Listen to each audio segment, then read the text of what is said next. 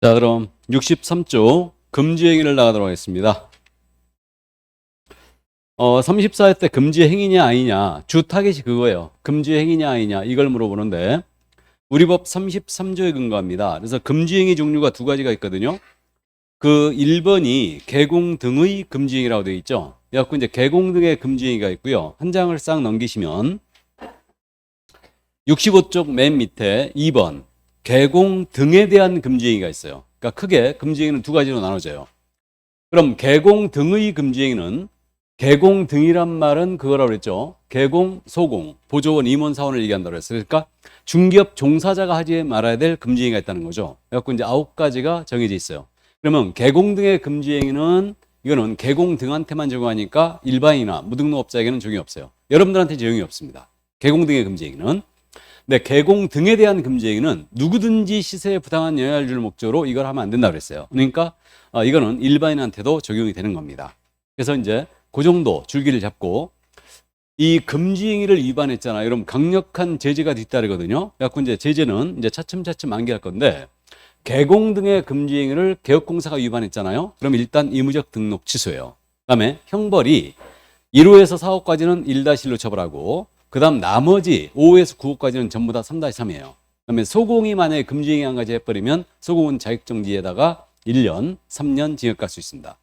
그 다음 이제 일반인에게 적용되는 개공 등에 대한 금지행위는 모두가 3-3으로 처벌해요. 그래서 이제 이 정도만 줄기를 잡고 이제 천천히 금지행위냐 아니냐부터 이제 기억을 해 나갑니다. 그럼 다시 63쪽으로 돌아와서 자, 그럼 금지행위의 내용 그래가지고 개공 등의 금지행위로서 첫 번째가 매매업이에요. 그러니까 중개사물에 대한 매매를 업으로 하는 행위가 금지가 돼 있습니다. 그래서 이제 암기는 거기 써 있으니까요. 매매업 할 때 매자에 동그라미 한번 쳐볼까요? 한번 매매업. 그럼 이건 중개대상물에 대한 매매업이 금지가 돼 있으니까 자동차 매매업은 금지행위가 아니죠. 그러니까 중개대상물에 대한 사고 팔고 업으로 하는 게 안 돼요. 이게. 그러면 갑으로부터 부동산을 사서 을한테 팔고 병으로부터 사서 정한테 팔고 사고 팔고 업으로 하는 거 안 됩니다. 우린 중개를 업으로 하기 때문에 매매업은 전문 차단했어요. 그래서 매매업을 개공한테 터놓게 되면요, 이거 알고 있는 정보를 이용해서 부당한 이득을 취하고 가격 상승을 초래하더라 이거예요. 그래서 매매업은 전면 차단이에요. 그러면 임대업도 금지행위냐? 임대업은 금지행위가 아니에요. 다만 이제 의뢰인을 상대로 임대업하면 안 되는데 어쨌든 매매업이 첫 번째 금지행위입니다. 이거는. 그래서 이제 그 정도만 감을 잡아두시기 바랍니다. 자, 그럼 두 번째, 무등록 중개업자와의 거래예요. 그래서 이제 제목을 그렇게 붙였는데 무자의 동그라미. 그럼 중개사무소에 개설 등록을 하지 않고 중개업을 영위하는 자인 사실을 알면서 무등록업자임을 알면서 밑줄 그어져 있어요. 그를 통하여 중개 의뢰받거나 그에게 명의를 이용케 하는 행위예요. 이게 이제 두 번째 금지행위인데 이건 두 가지 행위가 금지돼 있죠. 무등록 중개업을 하는 자인 사실을 알면서 그를 통하여 중개 의뢰를 받거나 그에게 명의를 이용케 하는 행위. 이렇게 지금 돼 있거든요. 그러면 무등록업자를 통하여 중개를 받다는 얘기는 이 얘기예요. 중개대상물을 개공이 소개를 받는데 이 과정에 무등록업자를 통하면 안 된다는 뜻이에요. 이게 이렇게 되고요. 나아가서 이자에게 명의를 이용케 했다. 그러면 갑을 간의 거래를 무등록업자가 소개했는데 계약서를 써줍니다. 자기 명의를 넣을 수 없으니까 A 명의를 빌리는 거죠. 그래갖고 A가 여기다 명의를 넣어주는 거예요. 이거 하지 말라는 얘기죠. 그러니까 무등록업자 업무 활동을 도와주지 말라. 이 뜻으로 이해됩니다. 그럼 무등록업자를 통하여 중개를 받았는데 이 물건에 대한 거래 성사를 시켜야지만 금지행위가 되는 거냐? 그건 아니에요.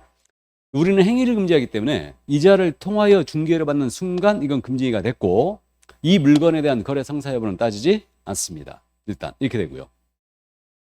근데 대전제가 무등록업자임을 알면서 해야 된다고 그랬죠? 이게 대전제예요. 그럼 무등록업자들은 이제 자금력도 풍부하고 좋은 물건 갖고 있는 경우도 많아요. 근데 이들과의 거래를 완전히 끊을 수가 없는데 이들과의 거래했다가 걸리게 되면 뭐라고 하면 된다? 몰랐다라고 오리발 사정없이 넣으면 돼요. 오리발이 최고입니다. 그래서 알았다는 거는 검사가 증명해야 돼요. 그래서 이제 두 번째 금지행위, 조문에 충실하게 기억합니다. 무등록업자와의 거래. 이게 두 번째 금지행위였어요. 자, 그 다음 이제 세 번째 금지행위로 합니다. 보수초과행위예요. 그래서 보수초과는요, 거기 법문이 써 있는데 사례, 증여 그 밖에 어떠한 명목으로도 법정 중개보수 또는 실비를 초과해 금품을 받는 행위. 이렇게 돼 있는데 숫자의 동그라미죠, 이거는. 보수 초과할 때 수. 그럼 있잖아요. 이거는 법정 한도가 있죠. 그러니까 보수의 법정 한도는 다음 주에 공부하는데 이 한도를 초과하여 재산적 가치가 있는 일체의 것을 더 받는 게 다 금지예요.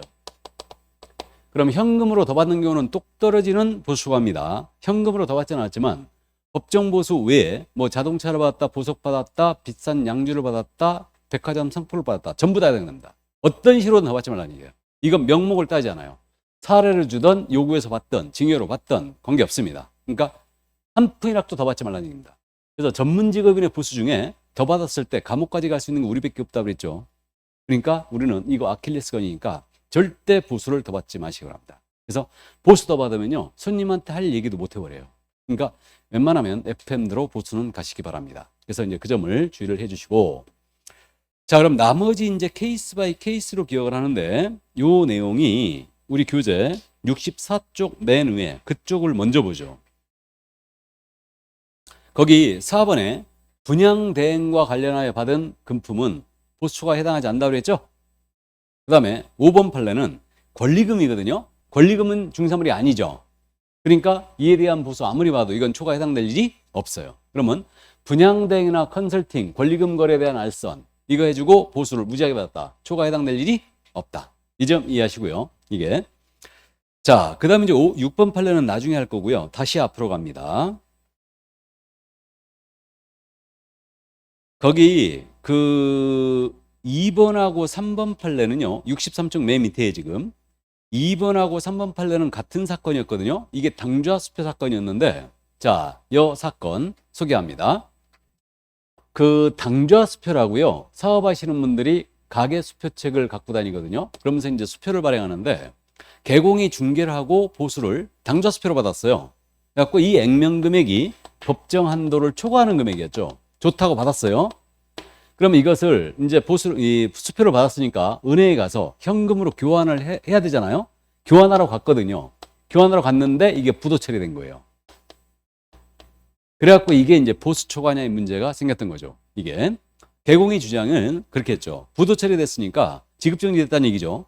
난 한 푼도 받은 게 없다라고 주장했어요. 그러니까 보수가 아니다라고 주장했고 나아가서 의뢰인은 지급한 금액도 없으니까 의뢰인에게 손해가 있어야지만 금지행위가 되는 거 아니겠느냐. 의뢰인은 손해도 안 입었다. 그리고 의뢰인의 손해 발생이 금지행위 성립 요건이냐. 이게 문제가 됐던 거예요. 이 점에 대해 우리 대법원은 뭐라고 판단했냐면 금지행위의 본질을 행위 자체에 금지함의 목적이 있다. 그러니까 이 당좌수표가 처음서부터 부도난 수표였다면 이건 휴지조각 받은 거니까 보수초과가 아니겠지만 받을 당시에는 유효한 수표였고 9일 교환하러 갔을 때 부도 처리가 되었으므로 이것은 받을 당시에 이미 금지 행위를 완성한 것이다. 그리고 행위를 금지하니까 의뢰인이 손에 입든 안 입든 이건 금지 행위 성립과는 아무 관련이 없다. 그래서 그 2번 판례가 그 얘기예요. 개공 등이 의뢰인부터 보수 등의 법정 명목으로 법정 중개부수 한도를 초과해 금품을 취득하는 것에 있는 것이지 의뢰인에게 현실적으로 손해가 발생함을 요건하는 것은 아니다. 알아보시겠어요? 그러니까 금지 행위는 행위를 금지하기 때문에 손해 발생 금지 행위 성립과 아니라겠고요. 다음에 당좌수표 사건이거든요. 후일 부도 처리됐거나 그대로 의뢰인에게 돌려줬어요. 그렇다 하더라도 이건 초과다 아니다. 초과란 얘기죠. 그래서 당좌수표가 나오면 이건 초과로 결론이 났다는 걸 꼭 기억을 해둡니다. 그러니까 이거 있잖아요. 아주 운이 없는 거죠. 사실은 한 푼도 못 받고 초과로 처벌한 거예요, 이거. 그죠? 이게 뒤로 넘어져도 코가 깨진다 그 말이죠. 그래서 이제 보수초과 여기까지 이해를 해 두십니다. 자, 그럼 세 번째 금지행위였고 이제 넘어갑니다. 네 번째 금지행위. 거짓된 언행으로 제목을 붙였는데 자, 그럼 거자의 동그라미거든요. 그래서 중개사문의 거래상 중요사항에 대하여 거짓된 언행, 그 밖의 방법으로 중개인을 판단시키지 하지 말라는 얘기인데 이거는 거짓말하지 말라는 얘기죠. 그러니까 거래상 중요사항에 대해 거짓말하면 안 돼요. 그럼 거래상 중요사항이 주로 뭐냐? 오늘 공부한 주로 확인 설명사항이에요. 이게 거래상 중요사항이죠. 그래서 기권, 거수, 공시면 환지세인데 저는 확인 설명사항 모두가 거래상 중요사항이 되는 건 아니라고 생각하고 있습니다. 확인 설명사항 중에서 이 정도는 중요해야 돼요. 의뢰인이 이 사실을 알았더라면 거래를 하지 않았을 정도로 중요해야 돼요. 이런 사실에 대해 거짓말해버리면 이게 이제 금지가 되는 겁니다. 그래서 엄격한 해석이 좀 필요하죠. 그래가지고 이 거래상 중요사항에 최근의 판례가 가격에 대한 정보도 포함될 수 있다는 게 판례예요. 이게. 그래가지고 거기 그 1번 판례인데 거래상 중요사항에는 가격 등에 관한 사항들도 그것이 당해 거래상 중요사항으로 볼 수 있는 이상 포함된다고 했죠. 가격도 포함된다고 했어요. 그래갖고 이제 하급심 판결을 보면요. 시세를 그렇게 그르치게 하는 거 있죠. 그러니까 시세가 명확한 금액이 있는 건 아니지만 어느 정도 이제 평균적으로 봤을 때 알아볼 수 있는 시세 이것을 그르치게 했다. 그럼 전부 다 사기로 처벌한 거예요. 그래서 시세 정보도 사실은 포함될 수 있다. 그렇게 이해를 해주시면 되겠고요. 그러면 이제 케이스 바이 케이스로 기하는데 물건의 소송이 제기된 사실을 숨기고 거래시켰어요. 거짓된 은행이죠. 그러면 단순한 침묵도 경우에 따라서는 거짓된 은행이 될 수 있습니다. 이렇게 되고 전형적인 유형이죠. 개발 계획이 없음에도 불구하고 있는 것처럼 고지하여 거래시키는 행위. 거짓된 은행이죠. 전형적인 유형이고 또 개발 제한 구역으로 묶여요. 그리고 거래가 한산이면서 살려는 사람도 없는데 이 토지 사면 고가로 내가 비싼 값에 팔아주겠다. 다시 되팔아주겠다. 고가로 전매할 수 있다고 기망하여 거래시키는 행위. 이것의 유사 사례가 그거예요. 이 토지 사면 내가 1년 내에 2배 팔아줄게. 거짓말이에요 이거. 그래서 이제 금지행위로 처벌됩니다. 그럼 실제로 2배로 팔아주면 어떻게 되느냐. 우리는 행위를 금지하는 목적이 있다고 그랬죠. 그러니까 이미 의뢰인의 판단을 그렇게 한 거예요. 진짜 2배로 팔아주면 그 점은 판사가 감안할 거예요. 그래 2배 팔았으니까 내가 봐줄게. 판사가 그럴 수 있다는 얘기죠. 금지행위는 틀림없습니다. 또 우리 개공이요 매도인과 짜요. 매도인과 짜고 매수 의뢰인에게 아주 고가로 팔아줍니다. 그리고 그 차액을 나눠 가졌어요. 이거 거짓된 은행이라고 했죠. 그러니까 다소 비싼 값에 팔았다 해서 금지행위가 되는 건 아니에요. 근데 이거는 짜고 찼다는데 불법성이 있는 거예요 지금. 이게 그렇기 때문에 매수인에 대한 거짓된 은행이었어요. 그래서 이제 이 정도 케이스 바이 케이스로만 이해해 두시고 그러면요 거짓말을 하면 의뢰인이 거의 손해 입을 것이 거의 분명하거든요. 그럼 손해발생은 금지행위 성립 요건이 아니라고 미리 말씀을 드렸고 거짓말하여 손해까지 입혔잖아요. 그럼 이제 형법상의 범죄로 넘어가죠. 거짓말하여 손해까지 입혔다. 이게 형법상 무슨 범죄예요? 아 이게 사기 아니에요. 이게 사기 아닙니까? 타인을 기망하여 재물을 편취하는 행위예요. 그래서 사기로 갑니다. 그러니까 여기 걸리면 실무적으로 다 사기예요. 사기는 훨씬 더 셉니다. 사기는 10년 이하의 징역이에요. 그리고 2천만 원 이하의 벌금이죠. 일단 사기는. 근데 이제 금지행위에서는 이게 거짓된 은행 여기까지는 1-1이에요. 매, 무, 수, 거. 이 네 가지만 딱 1년입니다. 나머지는 전부 다 3년짜리 징역 사유죠. 매무수거 1년이에요. 이렇게. 자, 그러면 요거 1년짜리 그 정도만 이해를 해주시면 되겠고요. 이제 5번서부터는 증서, 중개, 매매업인데 여기서부터는 3년짜리입니다. 부동산 거래를 물란하게 우려가 있는 얘기죠. 그럼 법문의 표현이 이게 어떻게 돼 있냐면 거기 박스 안에 써 있는데 관계 법령에서 양도, 알선 등이 금지된 부동산의 분양, 임대 등과 관련 증서 등의 매매 교환 등을 중개하거나 그 매매를 업으로 하는 행위. 그래서 이걸 줄여서 증서 등의 중개 매매업이에요. 그래서 이제 두 가지인데 증서를 중개해서도 안 되고 매매업을 해서도 안 돼요. 그럼 중개가 뭐냐 매매업이 뭐냐는 아니까 여기에 포인트는 증서가 뭐냐가 문제죠. 그래서 이 증서가 있잖아요. 여러분들이 주택법 시간에 이제 공법 시간에 주택법을 공부하죠. 주택 공급 질서 교란행위 공부하거든요. 여기서 나오는 것들이 증서라고 보시면 돼요. 공급 질서를 문란하게 하는 행위. 여기서 나오는 것들이 대표적으로 입주자 저축 증서가 있죠. 입주자 저축 증서를 다른 말로 뭐라 해요? 청약통장. 그죠? 대표적인 증서예요. 그다음에 주택상환사채. 회사채인데요. 주택으로 나중에 돌려받을 수 있는 거예요. 요즘 요거 보기 힘들죠. 그다음에 철거 예정자 확인서, 이주대책 대상자 지위 확인서 이런 것들. 이게 전부 다 증서입니다. 그럼 이런 것들을 실무에서 뭐라 부릅니까?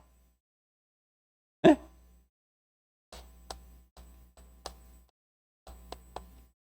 이게 바로 딱지 아니에요. 딱지치기 하지 말라는 얘기예요. 그럼 딱지를 중개해서도 안 되고 나가서 사고 팔고도 안 된다. 그러면 예를 들어서 갑이 1순위 통장을 갖고 있는 거야. 청약통장을. 이것을 을한테 파신대. 이거래 소개하지 말라는 얘기죠. 나가서 이런 딱지를 사서 팔고 매매업에도 안 됩니다. 그래서 이게 바로 증서, 중개, 매매업이에요. 이게. 그러면 여기서 말하는 증서에 아파트 분양권이거든요. 이거는 증서에 포함된다 안 된다? 안 된다. 판례 거기 실려 있죠? 분양권은 증서가 아닙니다. 이건 중개대상 무리예요. 다음에 상가 분양계약서 있죠? 요걸 갑과 을이 사고 팔았어. 이게 증서에 문제가 됐어요. 그러니까 그게 1번 판례거든요. 상가의 전부를 매도할 때 사용하고 매각 조건 등을 기재하여 인쇄해 놓은 양식의 매매대금과 지급 기일 등을 기재한 분양계약서는 이게 상가 분양계약서죠. 상가의 매매계약서에 불과할 뿐이지 여기서 말하는 증서라 볼 수 없다라고 했어요. 그래서 이건 매매계약서에 불과하다. 증서가 아니었습니다. 이 정도.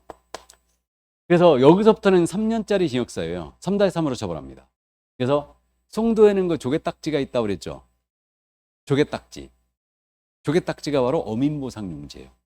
거기 송도에 살던 그 어민들 있잖아요. 거기가 매립지 아닙니까 지금. 그러다 보니까 그 어민보상용지가 바로 조개딱지 용지예요. 물딱지라고도 있거든요. 물딱지는 뭐냐면 이 물딱지라는 것은 그 싹 밀어버리고 지금 개발을 하는데 거기서 영업하던 분들 있죠. 이분들한테 물딱지라고 그래요. 그러니까 상업용지를 공급받을 수 있는 지위. 이것이 바로 물딱지예요. 상업용지. 그래서 이제 이 정도 참고하시기 바랍니다. 자, 그래서 이게 딱지치기 하지 말라. 즉 증서 중개 매매업. 증서가 뭐냐가 포인트였어요. 그래서 그 정도만 이해하시고. 자, 이제 6번째 금지행위로 합니다. 직접 거래, 쌍방 대리가 금지돼 있죠. 중개 의뢰인과 직접 거래하는 행위, 쌍방을 대리하는 행위 모두 금지돼 있어요. 그럼 의뢰인과의 직접 거래는 이겁니다. 중개를 의뢰한 자란 점이 전제가 돼야 되고 이 의뢰인인 자와 중개 대상물에 대하여 우리 개공 등께서 거래를 했잖아요. 그럼 이거 다 직접 거래예요. 그래서 의뢰인이라는 점이 전제될 것, 다음 중개상 물일 것, 다음에 개공 등이 거래를 했다. 그럼 의뢰인이 소유한 중고자동차를 중개보조인이 매수했다. 금지행위? 아닙니다. 중개대상물에 대한 거래해야 돼요. 그럼 이 거래의 범주는 매매, 교환, 임대차, 지상권 설정 계약 전부 다 포함해요. 그러니까 이거는 횟수로 안 따집니다. 한 번 해도 지적거래, 수십 번 해도 지적거래. 나아가서 목적 여부를 따지지 않아요.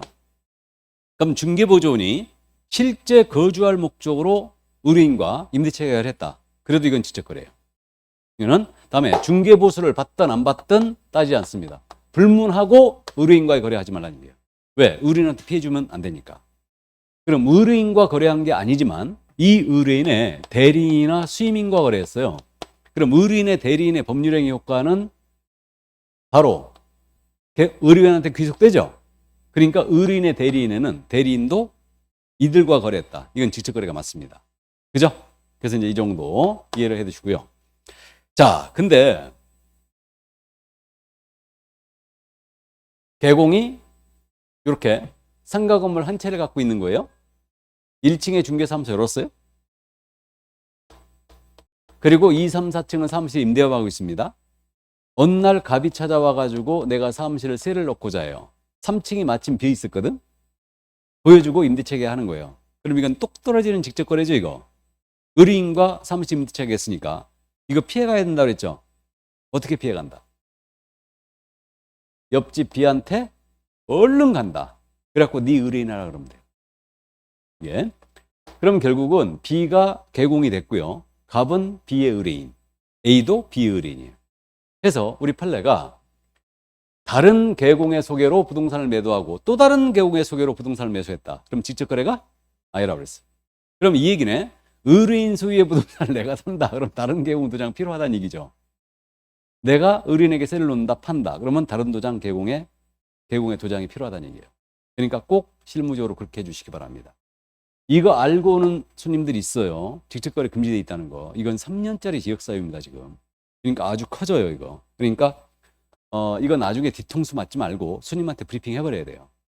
이거 명의가 내로 돼 있는데 요 물건은 그래서 내가 손님하고 직접 계약을 못한다. 그러니까 여기 B가 갖고 있으니까 B한테 가서 계약서를 쓰고 B한테 중개보수를 주시면 됩니다.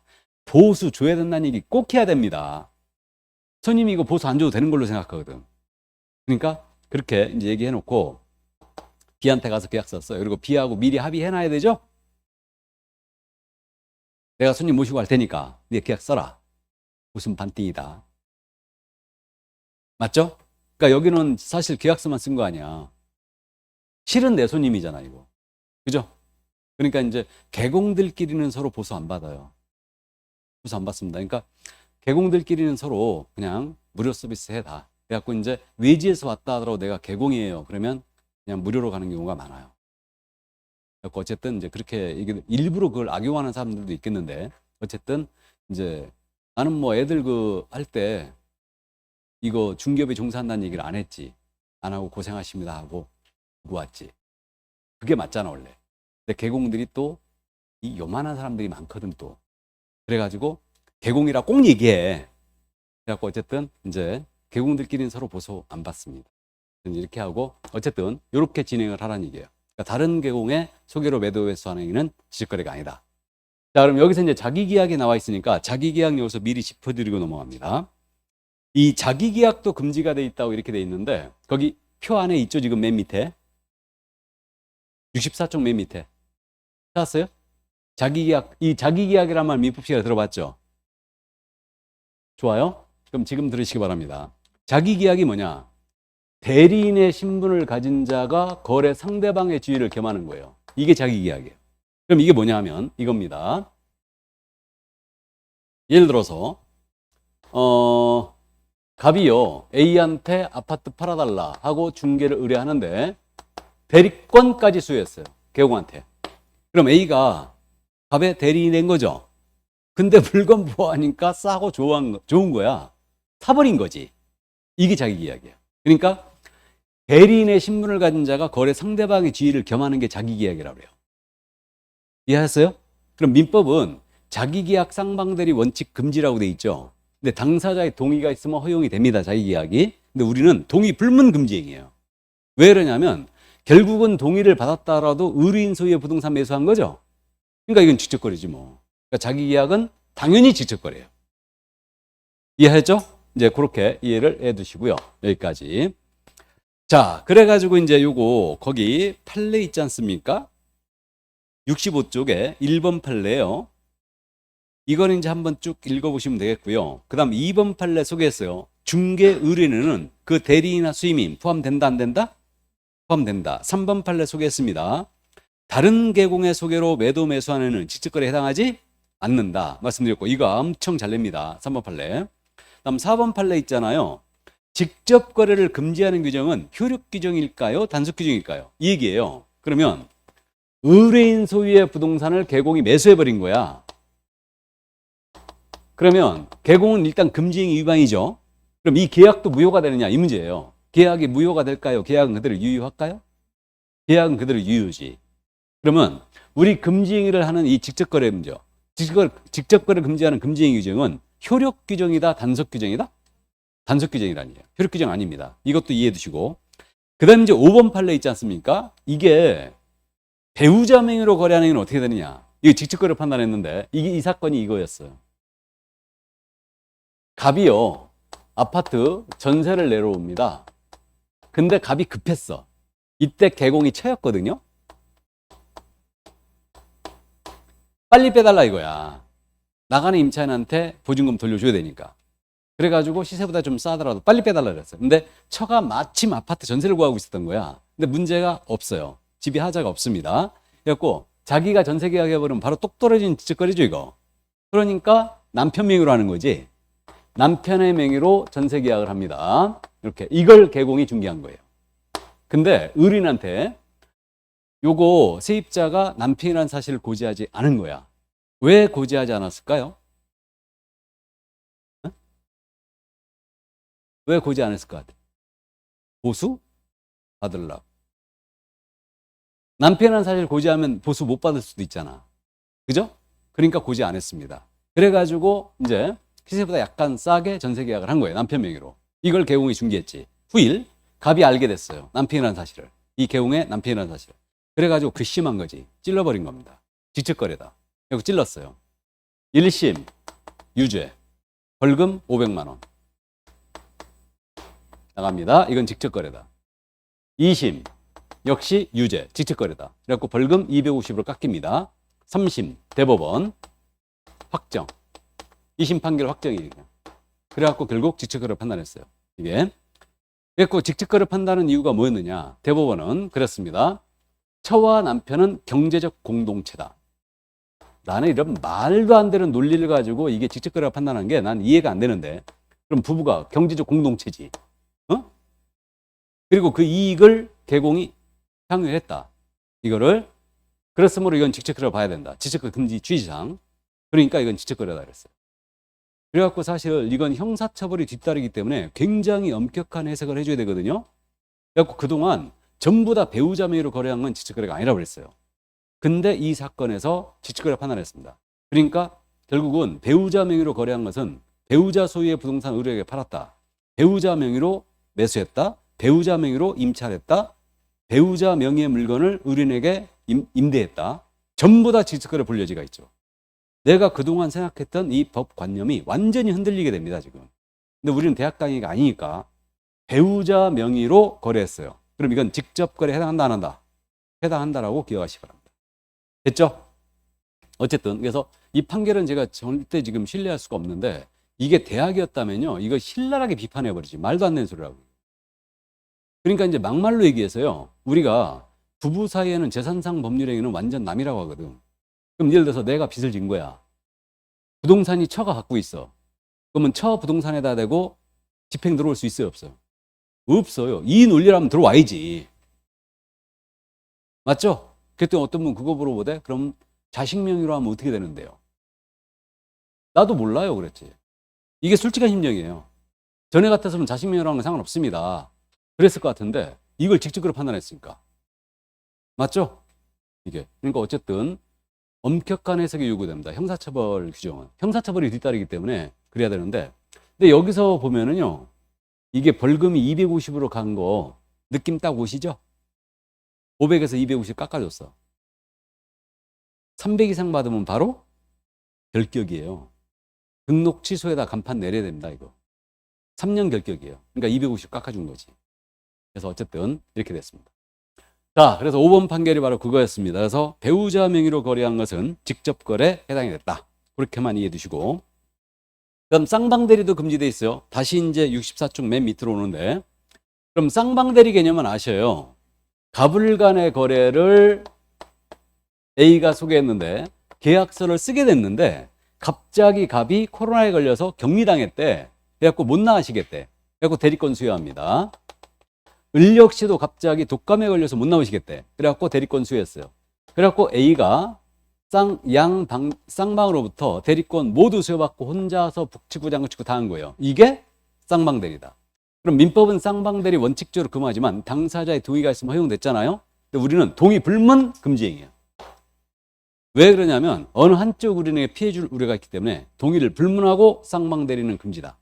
그럼 쌍방을 대리하는 게 금지니까 일방대리도 금지냐, 이 문제가 있습니다. 일방대리는 금지행위가 아니죠. 그러니까 갑으로부터만 대리권 받고 을과 계약해 주는 거예요. 이건 상관없다. 그래서 이제 모피라든가 원룸, 도시열 생활주택 같은 것은 개공이 많이 이제 임대인의 그 대리권을 수여받죠. 그래서 이제 대신 임차인과 계약을 해주는 겁니다. 이 정도. 자, 그러면 쌍방대리까지 다 봤으면서 이제 직접거래 쌍방대리 여기까지 기억을 해 둡니다. 자, 이제 7번째 금지행위로 합니다. 그러면 증서중개 매매에서는 증이 동그라미고요. 직접거래 쌍방대리에서는 직이 동그라미죠. 뭐.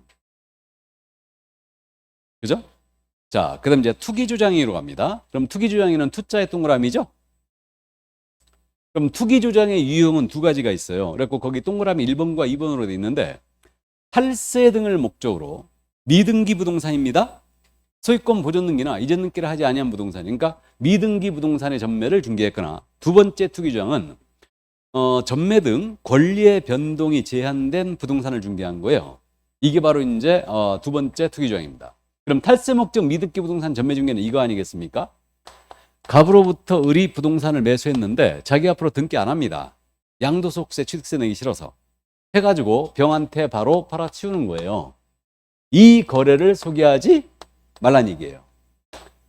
근데 을이 갑으로부터 매수하기를 10억에 매수했는데 팔기는 가격이 뚝 떨어지는 바람에 9억 5천에 팔았어요. 이거 5천만 원 손해봤죠. 그럼 이자가 전매 차익이 없었다는 얘기예요. 그럼 전매 차익이 없으면 투기조장 피해 가느냐? 이거 따진다 안 따진다? 안 따집니다. 우리 행위를 금지하기 때문에 전매 차익이 발생하지 않아도 이건 투기조장으로 갑니다. 그 점 이해하시고, 다음 권리의 변동이 제한된 부동산이 대표적으로 뭐가 있느냐? 전매가 금지가 되고 있는 분양권이 있죠. 이런 것들이 대표적으로 이제 전매가 금지되고 있는 분양권이에요. 이 권리의 변동이 제한된 부동산이죠. 그래서 이것을 중개했다. 그래서 전매 금지된 분양권 절대 중개하지 마세요. 이건 3년에 3천입니다. 엄청 커져요. 이건 왜 문제를 일으킬 소지가 있냐면요. 보세요. 현재 이 분양권인데 전매가 금지돼 있어. 그러면 이제 우리 인천 같은 경우는 6개월이나 1년 정도 묶어놓는 게 많거든요.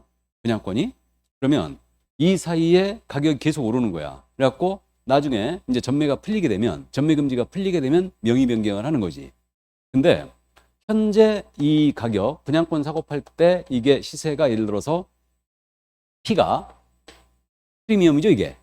P. 이 P가 예를 들어서 1억이었어. 근데 있잖아요. 명의 변경이 이제 풀린 거야. 전매 금지가 풀린 거예요. 풀린 시점에 갔더니 이게 P가 2억이 돼 있는 거야. 그럼 이때는 누가 태클을 건다? 한 사람이. 맞죠? 너무 싸게 팔았다 이거지. 근데 거꾸로 또 명의 변경 시점에 갔더니 이게 툭 가격이 떨어져 갖고 이게 P가 5천밖에 안 되는 거야. 그럼 이번엔 누가 또 태클을 건다? 산 사람이. 그러니까 전매가 금지된 분양권은 절대 중개하지 마세요. 언제든지 문제의 소지를 갖고 옵니다.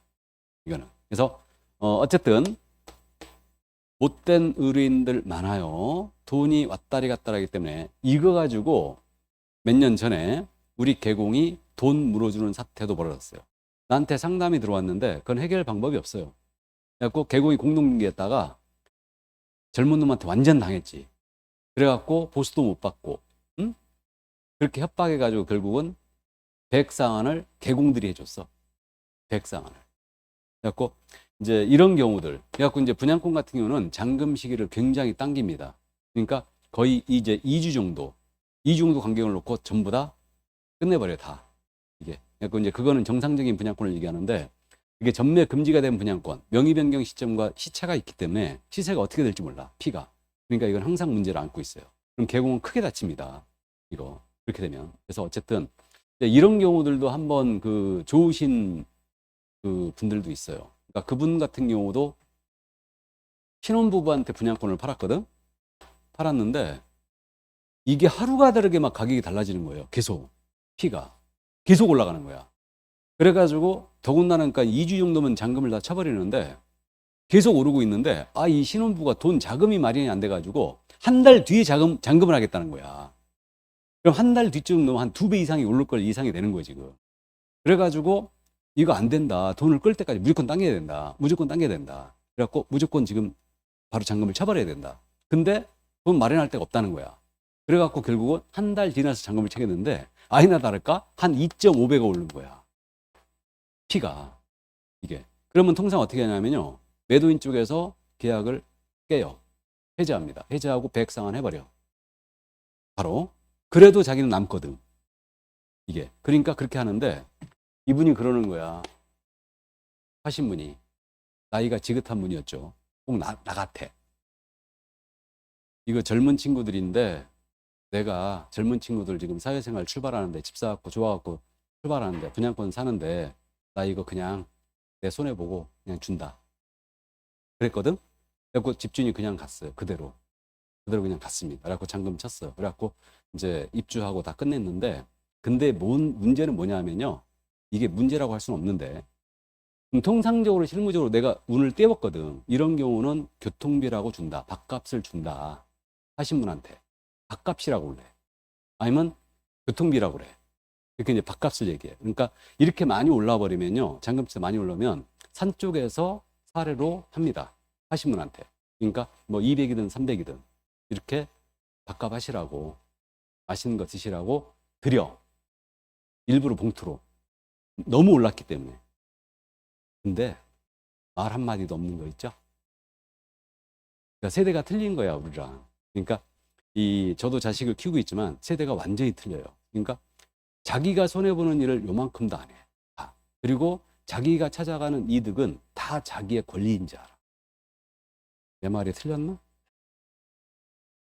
근데 우리가 그러니까 언급을 했거든, 그것도. 그러니까 이런 거는 이제 관행상 통상 이제 값이라는 게 있습니다. 얘기까지 해줬거든. 얼마라고? 많이 주는 사람은 1,000만 원 주는 경우도 있어요. 너무 올라와 버리면 그냥 어디 좋은 데 한번 다녀오시라고 그런 사람들도 있어. 근데 그냥 어쨌든 그래갖고 이제 이런 게 계속 쌓이잖아요. 그러면 여러분들도 벽을 쳐요. 손님들한테 변해가는 거지. 그러니까 이놈한테 잘해줘봤자야. 보수 한 푼도 안 깎아주지 그냥. FM 들어가 버린 거예요. 뭔 소리야? 이러면 거래 안 합니다. 가세요 그냥. 그래 버리는 거야. 그래갖고 여러분들이 가끔 중개사무소 갔다 굉장히 이 중개사무소 왜 이렇게 불친절할까? 그런 경험들 있죠. 그러니까 그게 그 개공이 그런 게 아니고 내가 있어 보니까 그렇게 내가 변해가는 거예요. 그러니까 아무리 젊은 사람이고 차라리 있잖아요. 그 돈 있는 사람들은 보수도 안 깎어. 솔직히 차라리 안 깎습니다. 그러니까 그 우리 사장님 그 손님 중에 한 분도 사업가야. 중소기업 아주 좋은 갖고 있어. 이분은 10원 한 장 안 깎아요. 무조건 FM도 다 넣어버립니다. 예. 그러니까 근데 보증금 1억에다가 월세 50짜리 들어가잖아요. 더 많이 깎어. 그러니까 이런 게 이제 싫어지는 거예요. 그러니까 우리가 이제 소시적 마음으로 우리가 어렵게 살아왔으니까 우리도 젊었을 때 고생을 했으니까 그래 잘해주고 싶잖아 임차한테. 그런 마음들이 없어져 버린다니까. 계속 하다 보면 이게 그렇게 돼요. 그러니까 어쨌든 초심을 잃지 않는 게 좋은데 나는 그래서 이런 게 내가 변해가는 게 너무 싫었어요. 이게. 그러니까 어쨌든 그런 여유를 가져야 되는데 나는 수양이 아직 덜 돼가지고 그래갖고 나는 강의하러 간다. 그러고 이제 온 거야. 그래갖고 이제 이런 거 보면은 나는 이게 분이 참아지질 않는 거야. 그러니까 이런 부당함을 보면 이게 부당한 건지 불법은 아니겠지만 이런 걸 보면은 안 참아지는 거야, 자꾸. 욱해지는 거지, 계속. 그럼 이제 내가 자꾸 변해가니까 나는 이게 너무 싫었어. 여러분들은 초심을 잃지 마시기 바랍니다. 자, 그래서 투기조항이 7번째 금지행. 그러니까 기존의 금지행위가 여기까지였는데 7가지가 더 생긴 거지. 문재인 정부 시절에. 그래서 개공이 진짜 사기꾼 됐거든. 문재인 정부 시절에. 이게. 그래가지고 결국은 7가지를 더 추가해 놓습니다. 금지행위를. 자, 그럼 8번째 금지행위부터는 조문에 이제 충실하게 기억하면 돼요. 읽어보면 그냥 느낌이 딱 와요. 부당한 이득을 얻거나, 이건 밑줄이 안 그어져 있네. 부당한 이익의 밑줄이에요. 제3자에게 부당한 이익을 얻게 할 목적으로 거래가 완료된 것처럼 꾸미는 등, 밑줄이에요. 거래가 완료된 것처럼 꾸미는 등, 밑줄 긋고, 중개사물의 시세에 부당한 영향을 주거나 줄 우려가 있는 게 시세에 부당한 영향의 밑줄이에요. 그래서 이걸 작은 제목으로 시세 교란 행위로 붙입니다. 그 시자의 동그라미죠. 그러니까 이거죠. 이 아파트 시세가 예를 들어서 10억인데 이걸 15억에 거래했다고 소문내는 거죠. 이게. 그러니까 본인이 이 아파트 단지에 갖고 있거든, 아파트를. 그러니까 부당한 이익을 얻거나 소유자에게 부당한 이득을 얻게 할 목적으로 15억에 거래했다고 소문내는 거예요. 이렇게 하지 말라는 얘기지. 시세교란 행위. 그래서 이게 바로 이제 8번째 금지행위입니다. 그래가지고 뭐 자전거래라든가 위장계약 이런 것들 시세보다 높게 거래가 됐다고 소문내는 행위 이런 것들이 바로 이제 그겁니다. 주식하시는 분은 이제 자전거래가 뭔지 알죠? 매도 주문 냈고 바로 매수 주문 들어가는 거예요. 이게 자전거래라고 그래요. 그래서 그런 것들 이제 짜고 치는 거죠. 이거 하지 말라는 얘기예요. 그다음 이제 9번째 금지행위. 단체를 구성해서 중개 제한 행위로 제목을 붙였어요. 그러니까 단자의 동그라미입니다. 그럼 단체를 구성했어요. 우리 그랬고 지역별로 개공들이 모임 다 있다고 그랬죠? 그리고 단체를 구성해서 특정 중개대상물에 대한 중개를 제한하는 거예요.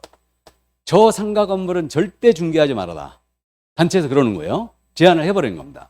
이게 나아가서 단체 구성 이해자 공동 중개를 제한했다. 그래서 단체 구성 중개 제한을 이렇게 이제 제목을 붙입니다. 그러니까 단체를 구성해서 특정 물건에 대한 중개를 제한했거나 단체 구성 이해자와 공동 중개를 제한합니다. 그러면 이건 3년에 3천을 쳐버려요. 여기까지. 이게 개공 등의 금지 9가지가 이거였어요. 그래가지고 지금 두 번째 단계 매매업, 무등록업자와의 거래, 보수초과, 거짓되는 행위, 매무수 거저. 요것은 1-1.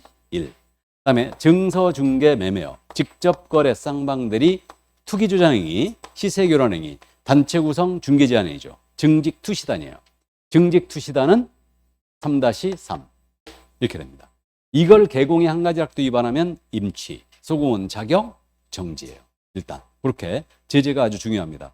우리 금지행위 지금 나가고 있는데 3년짜리 징역사유 꼭 암기해야 되거든요. 3년짜리 징역사유가 12가지예요. 12가지인데 그중에 10가지가 금지행위 들어가 있어요. 10가지가. 2가지는 여러분들이 이미 하나는 알고 있어요. 무등록 중개업자 몇 년? 3년. 그와 동격인 부정등록자 3년. 나머지는 다 금지행위예요.